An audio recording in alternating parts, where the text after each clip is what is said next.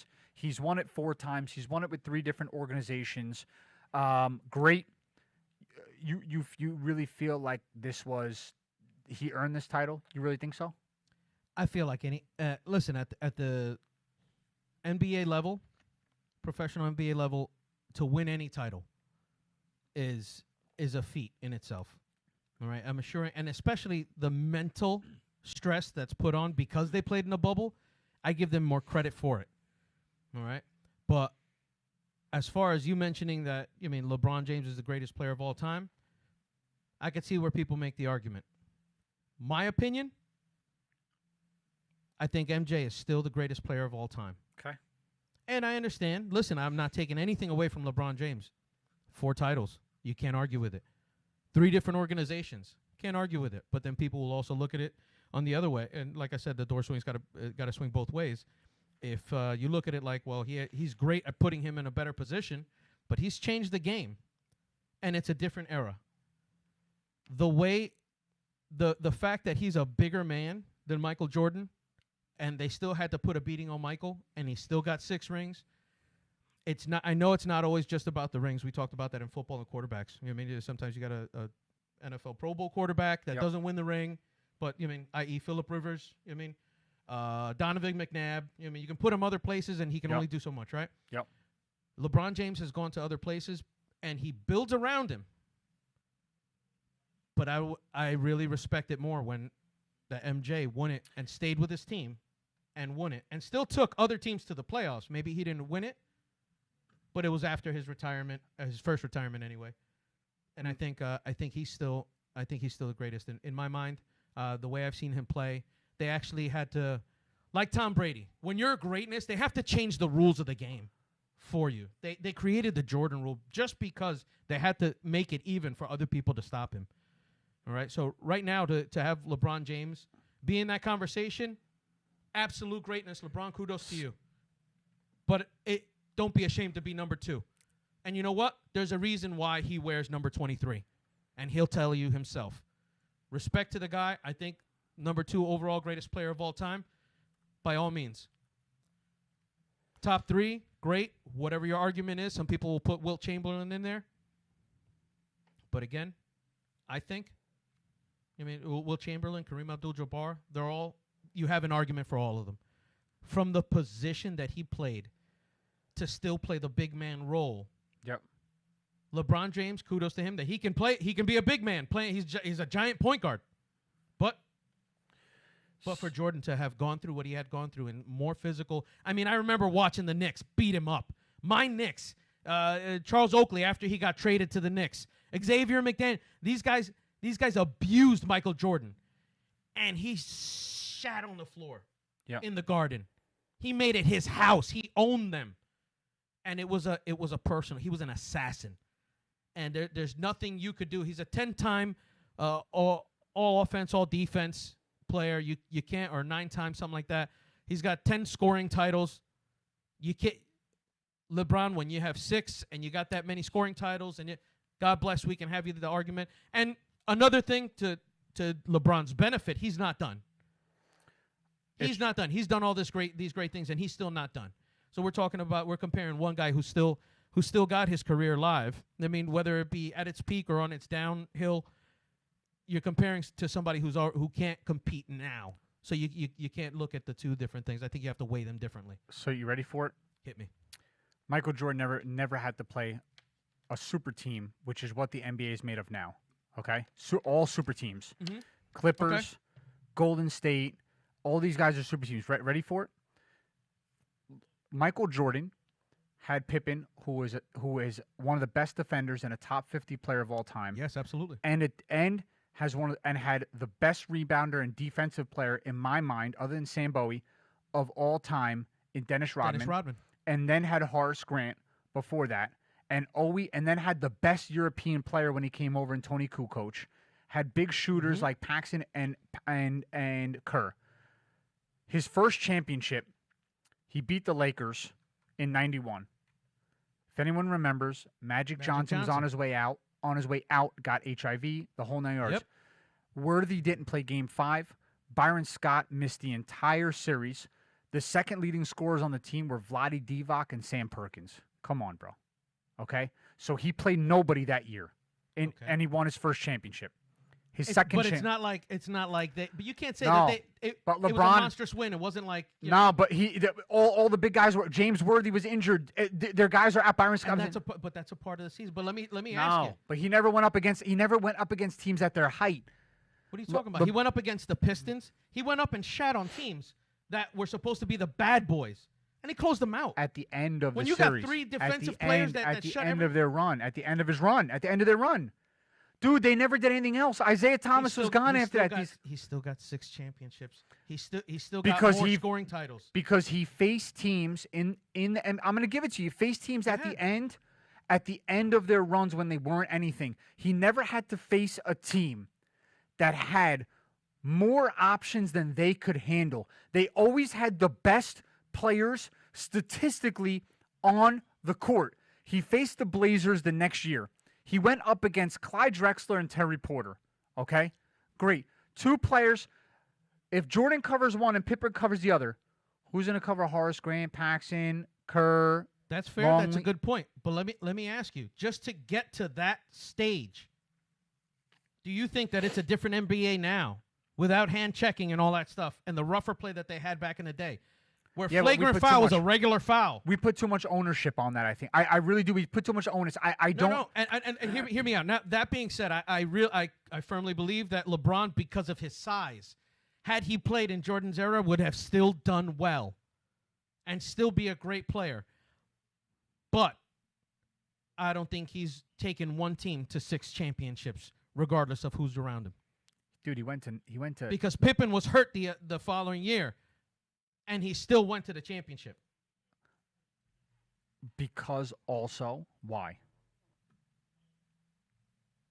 Because the East has historically been very poor, and he had Dennis Rodman there with him. I'm telling you right now, it makes a difference when you have some of the greats. So then you have to discredit some of LeBron for having AD, Bosh, and Wade. Have every team. The reason why I don't is because he also faces teams with historically great players to match up.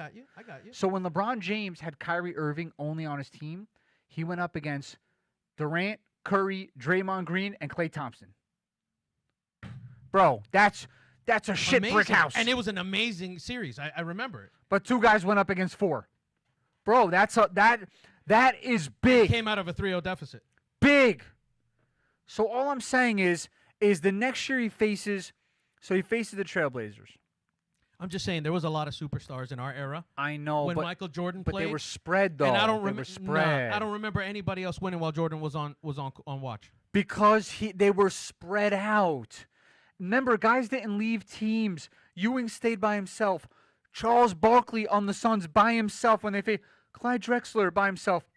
The most stacked team of all time that he played was John Stockton, Karl Malone, and Rodman initially took Karl Malone completely out of the series.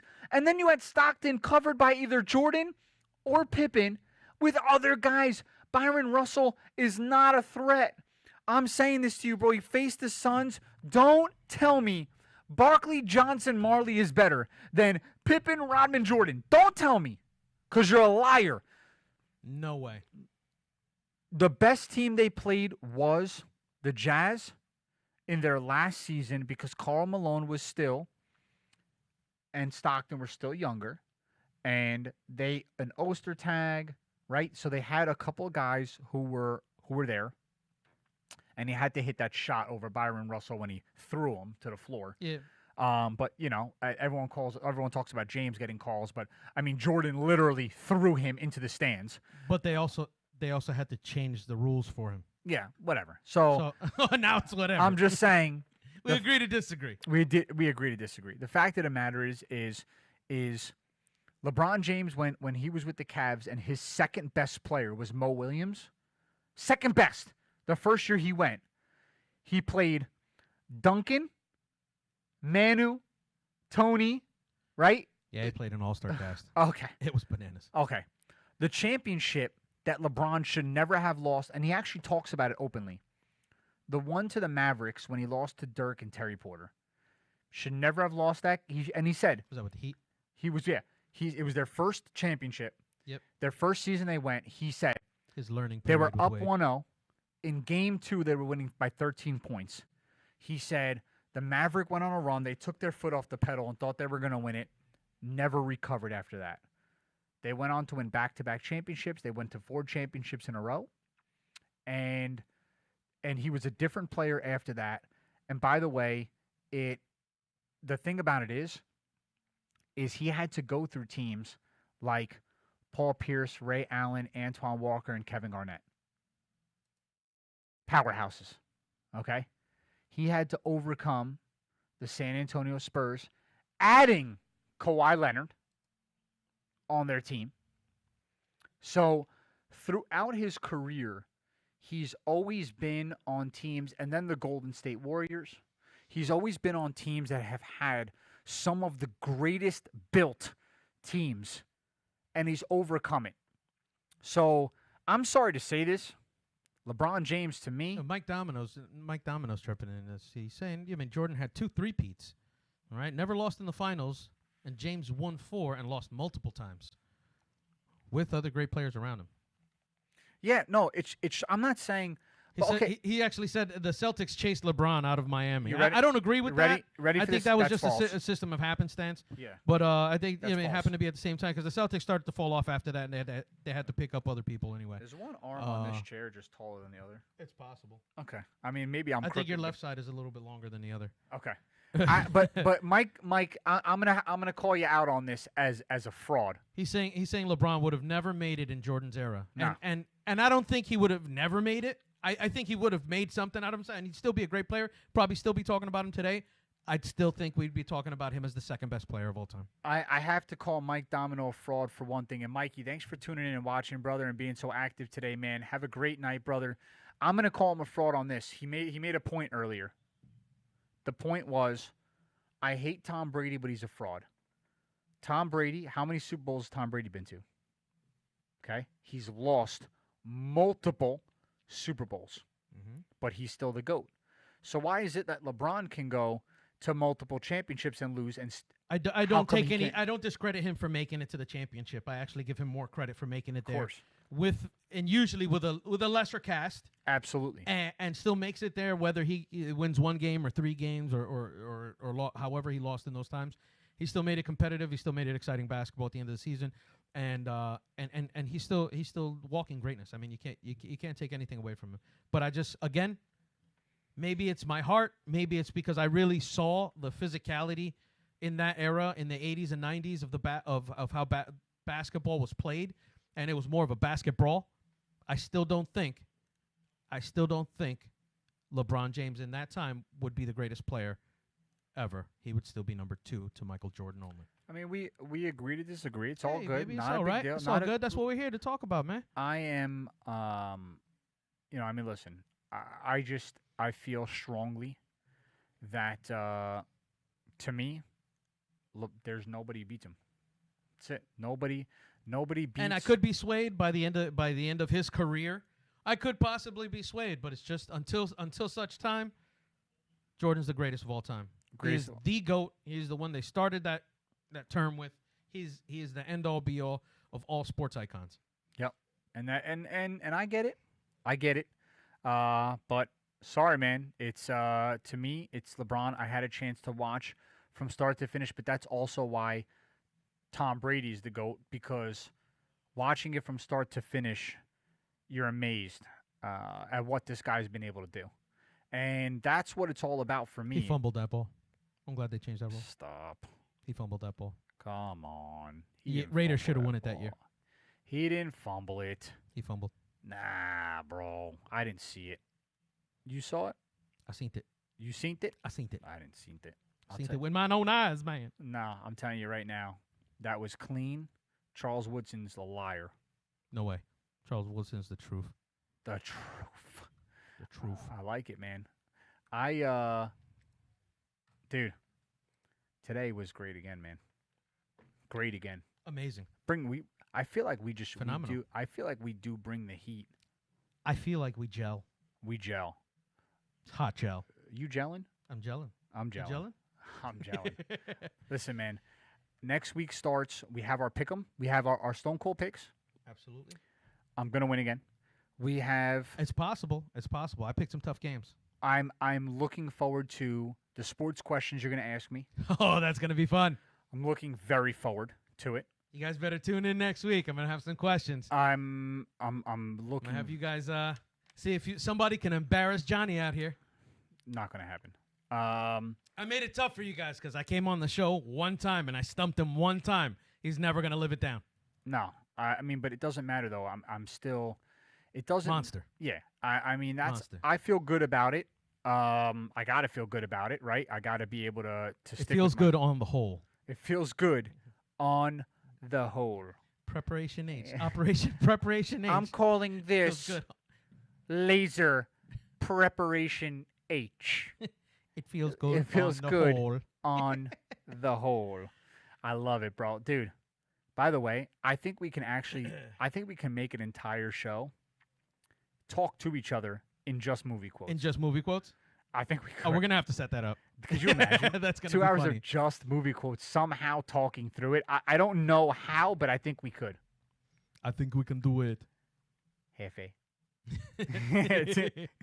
Do you even know what a plethora means? Dude, it's been Why crazy. would you tell me I have a plethora if you do not even know what a plethora is? Dude, I'll tell you what, after last week, I went home and I'm sitting there. I wasn't sure where we were going with I'm thinking about quotes. Yeah. I'm thinking about quotes. And my cousin Vinny. Oh, yeah. I had to watch it again. You had to. I watched it right after that, too. You know what I've been stuck on every night also? Late at night, starting like 10:30 p.m., Family Feud. Bro, it keeps me up for hours. Harvey's hysterical. And I can't get enough of Family Feud. He's got to be the best Family Feud host ever. Easily. And it gets me. There's nobody. When God forbid something happens to him, I don't know how we're going to replace him on Family Feud. No, by the way, I don't think anything's going to happen to him as long as we get out of 2020. yeah. Let's cross our fingers on that. Because 2020, I told you, has got the best of everybody right now. Yeah, it's bad. Man. But I mean, dude, and the pain. The show gets me every time, and I sit there and I'm yelling at the families, and my wife's like, "John, relax," and I'm like, "No, you don't understand. Like, how can this idiot say this answer that doesn't even make any sense?" And I'm laying there, and she's like trying to sleep, and I'm like, "No," and and you would think I'm like really on the show, right? And I got to get on the show, bro. I'm great at Family Feud. Maybe we can get an MSR family group up there. I'm a star, dude. And let me tell you, I imagine it's super hard when you're in studio and people are looking. I imagine it's probably like so tough. It's got to be. But the other day, especially when you're timed. Ding! The other day, there was a question on Fast Money, and it was, and Steve Harvey says, "Give me a word that rhymes with wobble." Give me a word that rhymes with wobble. Bobble? Okay. Tell me how this lady said stobble. Come on, What's bro. A stobble? Nobody knows. Steve Harvey, now mind you, it's time, 20 seconds. He actually stopped and laughed and then read the next question. But, like, how does something like that come out of you up on stage? Stobble? Bro, come on, dude. Seriously, though? Stobble? Like, that's... Stobble? That's just dumb. It's not even a word. You're an idiot. Steve Harvey should have stopped the show and be like, "You're an idiot." So I don't know, man. Yeah, sometimes he should have the autonomy to be able to say, like, "Listen, I'm just going to give you another pass on that because there's no way that I'm going to say that and that word's going to come up here." Because some people say some ill stuff, man. And I love it when they repeat an answer. I know. And the craziest thing is, so you know how like whatever second person comes out next and they ask him the same question in 25 seconds, right? So as he says, "Let's put her answers up on the board," right? So they show what the last answers were after he turns around, right? And the guy who went after, I guess maybe it was his wife, he saw the word stobble and actually laughed. He said stobble. Like, that's how bad it is, dude, So it's deep, man. It's deep. And I can't even, I just can't even believe it. Sometimes that show just gets me. But guys and girls. Listen, before we get off, Johnny, I just want to give a shout out to my my two godsons. One, Wow. Yeah, there you go. I hope he's not listening. No. To my one godson, Xavier, he's starting his new page. If you want new sneakers, you're looking for sneakers. I mean, he's got a new page up there. KicksR, KicksRX, KicksR_X on IG if you want to check out his page. And my other nephew, Mason Lewis Michaels, he gave me this hat, so I wore this today for you, buddy. Happy birthday. Happy birthday. Shout out, brother. Thank you very much, everybody. Guys and girls. John? Absolutely, brother. Another good show. Another phenomenal show. Another good show. Absolutely. And hopefully next week we can get the captain back on. At JD, hopefully next week he's on. At this point, maybe we'll make him the first contestant on the trivia. At this point, we're really headed downhill, steamrolling, and there is nothing that can stop us. Absolutely nothing. We are a juggernaut in the sports radio industry. We really are, and it's only going to get better. Guys and girls, you listen here today.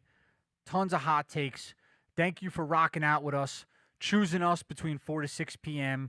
as the sports radio show you chose to listen to. This is HamiltonRadio.net, simulcast on Facebook. You're listening to My Sports Radio with your boy, John Intel, my co-pilot, DM, Daniel Mercado. Holler.